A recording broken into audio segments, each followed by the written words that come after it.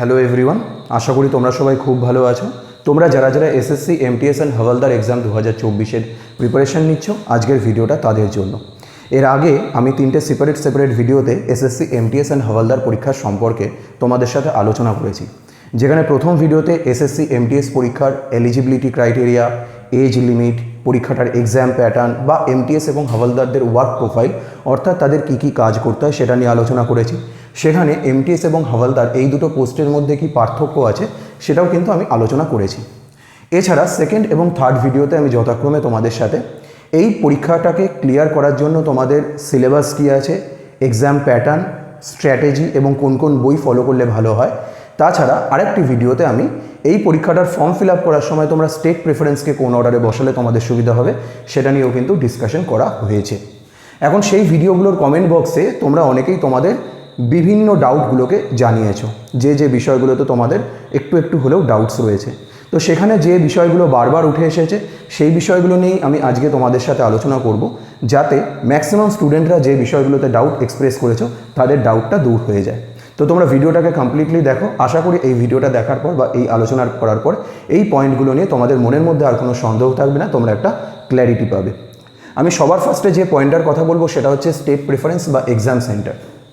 দেখো, ম্যাক্সিমাম স্টুডেন্টরা চাকরির পরীক্ষার প্রিপারেশান নেওয়ার সময় শুরুতেই যে ভুলটা করে সেটা হচ্ছে যে নোটিফিকেশানটা আসে এক্সামের জন্য সেই নোটিফিকেশানটাকে ভালো করে পড়েই না এবং ফর্ম ফিল আপটাও করে যথেষ্ট অমনোযোগী হয়।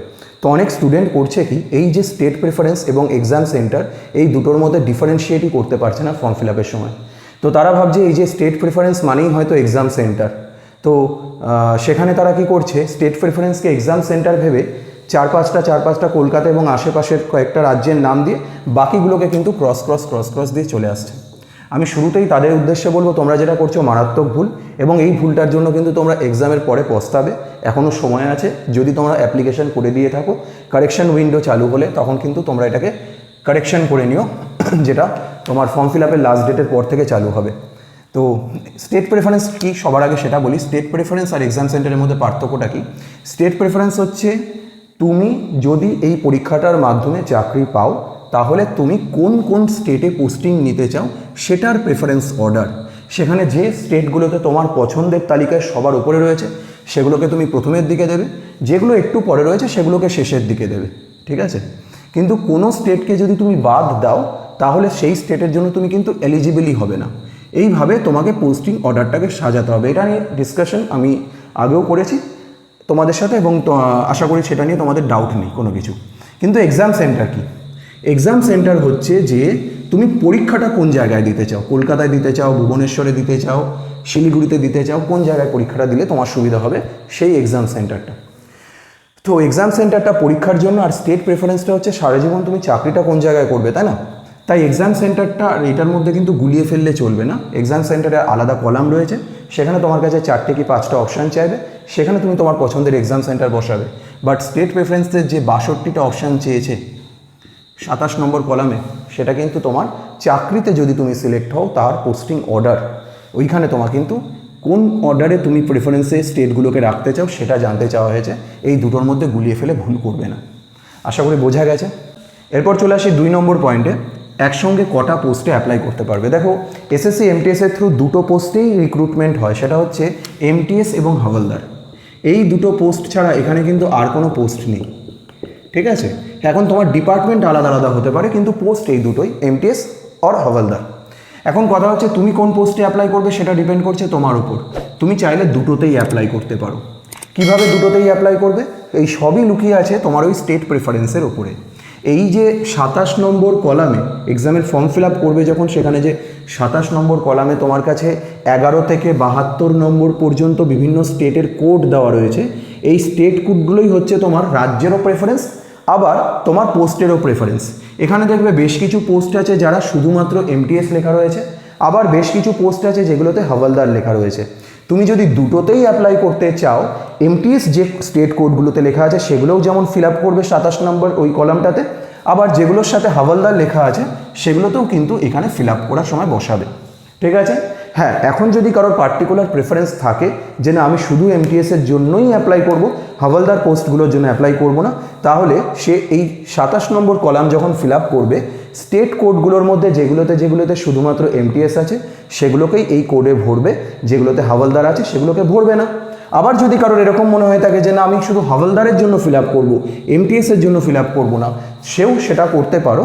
সেক্ষেত্রেও তোমরা এই 11 থেকে 72 কোড পর্যন্ত যে কোডগুলোতে এমটিএস লেখা রয়েছে সেই কোডগুলো ভরবে না, যে কোডগুলোতে হাওলদার লেখা রয়েছে সেগুলোই শুধুমাত্র ভরবে। বাট যারা সবকটা পোস্টের জন্যই অ্যাপ্লাই করতে চাও, সবকটা জায়গার জন্যই অ্যাপ্লাই করতে চাও, আমি তাদেরকে সাজেস্ট করবো 11 থেকে 72 পর্যন্ত প্রত্যেকটা কোডকে তোমরা তোমাদের প্রেফারেন্স লিস্টে, স্টেট প্রেফারেন্সে বসাবে। কী অর্ডারে বসাবে সেটা নিয়ে আমি তোমাদের সাথে আগেও ডিসকাস করেছি। তো সেই ভিডিওগুলো যারা তোমরা দেখোনি, তোমরা ডিসক্রিপশন বক্স থেকে লিঙ্ক নিয়ে সেই ভিডিওটাকে দেখে নিও, তোমরা আইডিয়া পেয়ে যাবে স্টেট প্রেফারেন্সের ব্যাপারে, যে কী কী জিনিসের উপর নির্ভর করে এই স্টেট প্রেফারেন্স এবং এর ইম্পর্টেন্স এই পরীক্ষার ক্ষেত্রে কতটা সেটার সম্পর্কে।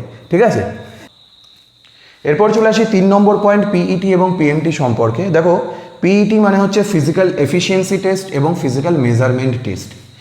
এই টেস্ট দুটো এই এক্সামের সঙ্গে নির্ভর করছে শুধুমাত্র এই হাওলদার পোস্টটার জন্য। এমটিএসের জন্য কিন্তু তোমার কোনো ফিজিক্যাল এফিসিয়েন্সি টেস্ট বা ফিজিক্যাল মেজারমেন্ট টেস্ট নেই। কি কি করতে হয় সেটা নিয়ে আমি আলোচনা করেছি তোমাদের সাথে অলরেডি, আগের ভিডিওগুলোতে আলোচনা করা হয়েছে, আমি এখানে আর সেটা নিয়ে আলাদা করে বলছি না। বাট এই এক্সামটার ক্ষেত্রে এটার ইম্পর্টেন্স কোথায় সেটা যদি বলি, দেখো তোমরা যারা যারা এমটিএস এবং হাওলদার দুটো পোস্টের জন্যই অ্যাপ্লাই করছো, তার মধ্যে হাওলদার পোস্টটাও রয়েছে, তাই না? তো হাওলদার পোস্টের জন্য সিলেক্ট হতে গেলে তোমাকে এক্সাম পাস করতে হবে, তার সাথে সাথে ফিজিক্যাল এফিসিয়েন্সি টেস্ট এবং ফিজিক্যাল তোমার মেজারমেন্ট টেস্ট, এই দুটোতেই পাস করতে হবে। কিন্তু যদি তুমি শুধুমাত্র এমটিএসের কথা দেখো, সেখানে শুধুমাত্র রিটেন এক্সাম পাস করলেই হবে, সেখানে কিন্তু তোমার ফিজিক্যাল এফিসিয়েন্সি বা ফিজিক্যাল মেজারমেন্ট টেস্ট কোনো দরকার নেই। ফিজিক্যাল এফিসিয়েন্সি টেস্ট এই যে পিইটি বা পিএমটিটা, এটা শুধুমাত্র only for Havaldar exam, only for Havaldar exam. PMT এটা হচ্ছে হাওলদার এক্সামের জন্য। সহজ করে যদি বলি, এমটিএস পোস্টের জন্য হবে শুধুমাত্র এক্সাম, রিটেন এক্সাম যেটাতে তোমরা বসবে। হাওলদার পোস্টের জন্য হবে exam plus PET plus PMT. Okay, এক্সামও হবে, ফিজিক্যাল এফিসিয়েন্সি টেস্ট আর ফিজিক্যাল মেজারমেন্ট টেস্টও হবে। তো যদি কেউ ফিজিক্যাল এফিসিয়েন্সি টেস্ট বা ফিজিক্যাল মেজারমেন্ট টেস্টে ফেল করে যায়, আমি ধরে নিলাম ফেল না, সে পরীক্ষা দিতে গেলই না, ফিজিক্যাল এফিসিয়েন্সি টেস্টের দিন সে গেলই না, তাহলে তার ক্ষেত্রে কী হবে? এবং সে সবকটা পোস্টের জন্য অ্যাপ্লাই করেছে, সে যতগুলো হাওলদারের পোস্ট আছে, হাওলদারের পোস্টগুলোর জন্য সে ইনএলিজিবল হয়ে যাবে, হাওলদারের পোস্টগুলোর জন্য তাকে আর গণ্য করা হবে না। কিন্তু এমটিএসের পোস্টগুলো কিন্তু তার অক্ষুণ্ণ থাকবে। অর্থাৎ এই 27 নম্বর কলামে স্টেট প্রেফারেন্স ভরার সময় সে দেখা গেল এসএসসি এমটিএসের পোস্টও ভরেছে, সে হাওলদারের পোস্টও ভরেছে, হাওলদারের পোস্টগুলোর জন্য সে কিন্তু ডিসকোয়ালিফাই হয়ে গেল, এমটিএসের পোস্টগুলোর জন্য কিন্তু ওভারঅল ডিসকোয়ালিফাই হবে না। তো তখন তার ওই যে প্রেফারেন্স থেকে শুধুমাত্র হাওলদার পোস্টগুলোকে বাদ দিয়ে দেওয়া হবে, দেখা হবে যে সে এমটিএস পোস্টগুলোর জন্য এলিজিবল আছে কিনা। যদি হয়, ডেফিনেটলি সে এমটিএসে জব পেয়ে যাবে। পিইটি বা পিএমটি স্কিপ করার জন্য বা ফেল করার জন্য তার কিন্তু এমটিএসের সিলেকশন কোনোভাবে আটকাবে না। ক্লিয়ার কথাটা? এবার নেক্সট দেখো, ভাষা পরিবর্তন করা যাবে কি? দেখো, এই এক্সামটা না অনেকগুলো ভাষাতে হয়। কনস্টিটিউশনে যতগুলো আমাদের শিডিউল ল্যাঙ্গুয়েজ আছে 22খানা, সবকটা ভাষাতেই হয়। ইংলিশে হয় পরীক্ষাটা, হিন্দিতে হয়, আমাদের বাংলাতেও হয়। তো কেউ যদি মনে করো আমার ইংরাজিতে প্রশ্ন পড়তে অসুবিধা হয় বা লিখতে অসুবিধা হয়, তারা বাংলায় পরীক্ষাটা দিতেই পারো। অবভিয়াসলি এক্সাম ফর্ম সিলেক্ট করার সময় তুমি কিন্তু বাংলায় ওখানে অপশন, এই এক্সাম দেওয়ার সুযোগ পাবে। তুমি ওখানে এই এক্সাম ল্যাঙ্গুয়েজটাকে বেঙ্গলি সিলেক্ট করতে হবে। ঠিক আছে, এখন কথা হচ্ছে যে এক্সাম হল চলাকালীন যদি কোনো প্রশ্ন বাংলায় বুঝতে তোমার অসুবিধা হয়, তাহলে এক্সাম হলে তুমি ডিফল্ট ল্যাঙ্গুয়েজ বাংলা ছাড়া ইংলিশেও প্রশ্নটাকে চেঞ্জ করে পড়তে পারবে, তাতে অসুবিধা হবে না। কিন্তু তুমি তোমার প্রাইমারি ল্যাঙ্গুয়েজ যদি বাংলা সিলেক্ট করা থাকে, তোমার কাছে স্ক্রিনে প্রশ্নটা প্রথমে বাংলাতেই আসবে। ঠিক আছে, তো তোমরা যারা যারা ইংরাজিতে প্রশ্ন পরীক্ষা দিতে অসুবিধা হবে, আমি তাদেরকে বলবো এক্সাম ল্যাঙ্গুয়েজ হিসেবে বাংলাটাকে সিলেক্ট করে রাখবে। ঠিক আছে, আচ্ছা নেক্সট চলে আসি। এই প্রশ্নটা আমাকে 1-2 জন করেছে, আমি খুব অবাক হলাম প্রশ্নটা দেখে, যে বাংলায় পরীক্ষা দিলে কি রাজ্যেই পোস্টিং পাওয়া যাবে? মানে তাদের ধারণা হচ্ছে যে যদি আমি এক্সাম ল্যাঙ্গুয়েজটাকে বেঙ্গলি সিলেক্ট করি, তাহলে হয়তো আমার আফটার জব আমার এক্সামের পোস্টিং ওয়েস্ট বেঙ্গলেই হবে। না, এরকম কোনো অর্থ এই এক্সামের ক্ষেত্রে নেই। এই এক্সামটাতে বাংলায় পরীক্ষা দেওয়ার সুযোগ দেওয়া হচ্ছে, প্রত্যেকে যাতে মাতৃভাষায় পরীক্ষা দেওয়ার সুযোগ পায়। যাদের অন্য অন্য ল্যাঙ্গুয়েজে অসুবিধা তারা যাতে মাতৃভাষায় পরীক্ষা দেওয়ার সুযোগ পায়। তো তুমি বাংলাতে পরীক্ষা দিতেই পারো, বাংলা ভাষায় পরীক্ষা দিতেই পারো, পরীক্ষাটাতে সিলেকশনও নিতে পারো, কিন্তু পোস্টিং তুমি কোথায় পাবে সেটা নির্ভর করছে তোমার স্টেট প্রেফারেন্সে, এবং ওই স্টেট প্রেফারেন্সের মধ্যে কোন স্টেটের কাট অফটাকে তুমি ক্লিয়ার করতে পেরেছো তার উপর। তুমি বাংলায় পরীক্ষা দিয়েছো না ইংরেজিতে পরীক্ষা দিয়েছো তার উপর কিন্তু নয়। কারণ সেই অর্ডারে দেখতে গেলে যে ছেলেটা বাংলায় পরীক্ষা দিয়েছে তাকে যদি রাজ্যেই পশ্চিম বাংলাতেই পোস্টিং দিতে হয়, তাহলে তো যে ইংলিশে পোস্টিং দিচ্ছে তাকে তো ইংল্যান্ডে পোস্টিং দিতে হবে, তাই না? সেটা তো সম্ভব নয়। তো এই কোন ভাষায় পরীক্ষা দিচ্ছ এটা কিন্তু ম্যাটার করে না এই পরীক্ষার পোস্টিংয়ের ক্ষেত্রে, এটা মাথায় রাখবে, ঠিক আছে? নেক্সট চলে আসি 6 নম্বর প্রশ্নে। 6 নম্বরে অনেকে জিজ্ঞাসা করেছে আমাকে যে সাউথ ইন্ডিয়াতে কাট অফ দাদা কম যায়, তামিলনাড়ু, তেলেঙ্গানা, অন্ধ্রপ্রদেশ, এই রাজ্যগুলোর, চেন্নাই, ব্যাঙ্গালোর, এগুলোর কাট অফ আমাদের কলকাতার থেকে অনেকটা কম যায়, তাহলে এই পোস্টগুলোকে কি ওপরের দিকে রাখবো? আমার কথা হচ্ছে যে হ্যাঁ, হয়তো তোমরা কিয়দাংশে ঠিক যে সাউথ ইন্ডিয়াতে কাট অফ নর্থ ইন্ডিয়া থেকে কম যায়, কিন্তু এই এক্সামটার ক্ষেত্রে পার্টিকুলারলি সিস্টেমটা এমন, তুমি এই সাউথ ইন্ডিয়ার রাজ্যগুলোকে ওপরের দিকে রেখে কিন্তু তোমার খুব একটা লাভ হবে না। কেন লাভ হবে না আমি যদি তোমাদেরকে একটু বুঝিয়ে বলি, তোমাকে এখানে আবার একটা বিষয় বুঝতে হবে। এটা অনেকে তোমরা ভুল করছো যে স্টেট প্রেফারেন্সটাকে এইভাবে ভরে যে সাউথ ইন্ডিয়া থেকে আগে রাখছি, নর্থের রাজ্যগুলোকে পরে রাখছি, ব্যাপারটা তা নয়। তো দেখো আমি একটা উদাহরণ দিয়ে তোমাদেরকে বুঝিয়ে বলি। সাপোজ কোনো একটা স্টুডেন্ট ওয়েস্ট বেঙ্গলকে ফার্স্ট প্রায়োরিটিতে রেখেছে, তারপর রেখেছে উড়িষ্যাকে, ঠিক আছে, তারপর ঝাড়খণ্ড, এবং শেষের দিকে সে তামিলনাড়ু, অন্ধ্রপ্রদেশ, কর্ণাটকা এইগুলোকে রেখেছে। এখন কোনো একবার এক্সামে সাপোজ ওয়েস্ট বেঙ্গল এর কাট অফ গেল 130, উড়িষ্যারও আমি কথার কথা ধরে নিলাম 130, 128 কাট অফ গেছে, ঝাড়খণ্ডের গেছে 127, তামিলনাড়ুর ধরো গেছে 125, অন্ধ্রপ্রদেশের 125, কর্ণাটকের 127 বা 124। ওকে, এই অর্ডারে সাপোজ কাট অফটা গেছে, ধরে নিলাম কথার কথা আমি উদাহরণ হিসাবে। এবার একটা স্টুডেন্ট আমাদের ওয়েস্ট বেঙ্গল থেকে পরীক্ষা দিয়েছে, সে দেখা গেল পরীক্ষায় পেয়েছে 126 নম্বর পেয়েছে।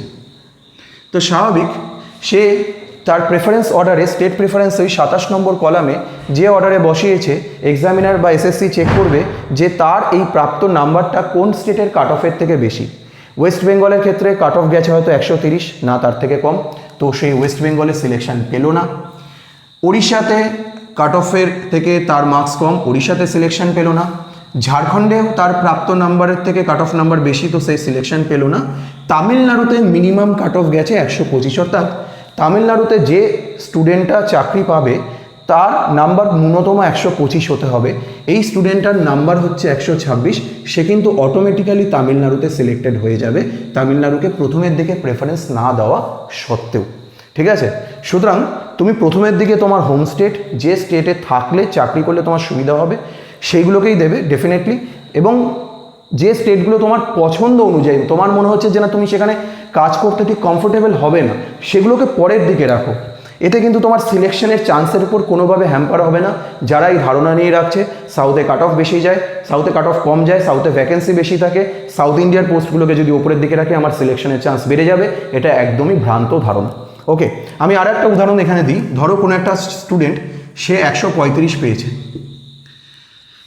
সে স্টুডেন্টটা 135 পেয়েছে, 135 পাওয়ার পরেও সে ফর্ম ফিল আপ করতে গিয়ে ভুল করলো। ফর্ম ফিল আপ করতে গিয়ে ভুল কী করলো? সে ওই ভ্রান্ত ধারণার মধ্যে থাকলো যে আমি যদি সাউথ ইন্ডিয়ার পোস্টগুলোকে আগে রাখি তাহলে হয়তো আমার সিলেকশনের চান্সেস বাড়বে। এখন দেখো সেই স্টুডেন্টটা সাপোজ তামিলনাড়ুকে বা অন্ধ্রপ্রদেশকে ফার্স্ট প্রেফারেন্সে রেখেছে। তামিলনাড়ু বা অন্ধ্রপ্রদেশকে ফার্স্ট প্রেফারেন্সে যদি রাখে, 1 নম্বর পছন্দে যদি রাখে, প্রথমের দিকে যদি রাখে, তো এসএসসি কী দেখবে যে তার পছন্দ অনুযায়ী কোন রাজ্যে সে কাট অফ ক্লিয়ার করেছে। এসএসসি দেখলো তামিলনাড়ুর কাট অফ গেছে 125, আচ্ছা ছেলেটা পেয়েছে 135, ওকে শুরুতেই কিন্তু তামিলনাড়ুতে পোস্টিং দিয়ে দিল। অথচ ওর প্রাপ্ত নাম্বার শুধু তামিলনাড়ুর কাট অফের থেকে যে বেশি তা নয়, ওয়েস্ট বেঙ্গলের থেকেও কাট অফের থেকেও কিন্তু বেশি নাম্বার সে পেয়েছে। কিন্তু ওয়েস্ট বেঙ্গলকে যেহেতু সে পরের দিকে রেখেছে, ভয়ের চোটে সে তামিলনাড়ুকে আগে রেখেছে, কারণ সে ভেবেছে সাউথ ইন্ডিয়ার পোস্টগুলোকে আগে রাখলে সিলেকশনের চান্স বাড়বে। সে কিন্তু ভালো নাম্বার পাওয়া সত্ত্বেও তামিলনাড়ু বা দক্ষিণ ভারতে পোস্টিং পেয়ে যাবে, সে কিন্তু উত্তর ভারতে বা বাংলায় পোস্টিং পাবে না বা আশেপাশের রাজ্যগুলোতে পোস্টিং পাবে না। তো এই ভুলটা তোমরা করবে না, তোমরা সবসময় চেষ্টা করবে প্রেফারেন্সটাকে তোমার যে জায়গায় কাজ করতে সুবিধা বলে তোমার মনে হবে সেই জায়গায় অনুযায়ী তোমরা এই স্টেট প্রেফারেন্স বা পোস্ট প্রেফারেন্সগুলোকে সাজাবে। এটা নিয়ে আমাদের ডিসকাস করা আছে, ডিসক্রিপশন বক্স থেকে লিঙ্ক নিয়ে তোমরা ওই ভিডিওটাকে দেখলে তোমরা আশা করি এই নিয়ে তোমাদের আর কোনো ডাউট থাকার কথা নয়। কিন্তু এই ধারণাটার মধ্যে থাকবে না যে সাউথ ইন্ডিয়াতে যেহেতু কাট অফ কম যায় সেই জন্য সাউথ ইন্ডিয়াকে আগে রাখলে আমার সিলেকশনের চান্স অনেক গুণ বেড়ে যাবে। এটা একদমই বোগাস একটা আইডিয়া। 7 নম্বর পয়েন্ট হচ্ছে 18 থেকে 27 যাদের বয়স তারা হচ্ছে সব থেকে ডাউটফুল অবস্থায় রয়েছে যে দাদা আমরা কোন কোন পোস্টগুলোর জন্য অ্যাপ্লাই করব। 18 থেকে 27-এর জন্য বলা আছে হাওলদারের পোস্ট এবং বেশ কিছু এমটিএসের পোস্ট। এখন কোন কোন পোস্ট কোডগুলো সেটা কিন্তু এসএসসি স্পেসিফিকভাবে তার নোটিফিকেশনে বলেনি, শুধুমাত্র বলেছে যে হাওলদারের পোস্টগুলো এটা স্পেসিফিকভাবে বলেছে এবং বেশ কিছু এমটিএসের পোস্ট। তো আমি তোমাদেরকে বলবো তোমরা এক কাজ করবে, হাওলদারের পোস্টগুলো তো তোমরা অবভিয়াসলি ফিল আপ করবেই, বাকি স্টেট প্রেফারেন্সগুলোকে তোমরা অবশ্যই সবকটা স্টেট প্রেফারেন্সকে সেখানে দিয়ে দেবে।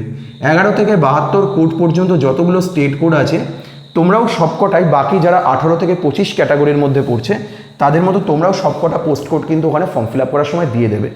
যখন এক্সামের রেজাল্ট বেরোবে যদি তোমার নাম্বার ঠিকঠাক নাম্বার থাকে, তুমি যদি কাট অফ পার করো, এসএসসির কম্পিউটার সিস্টেম যেটা রয়েছে সে অটোমেটিক্যালি তোমাকে ছাঁটাই করে নেবে যে কোন কোন পোস্টগুলোর জন্য তুমি এলিজিবল নও, সেগুলো অটোমেটিক ওদের সিস্টেম থেকেই বাদ চলে যাবে।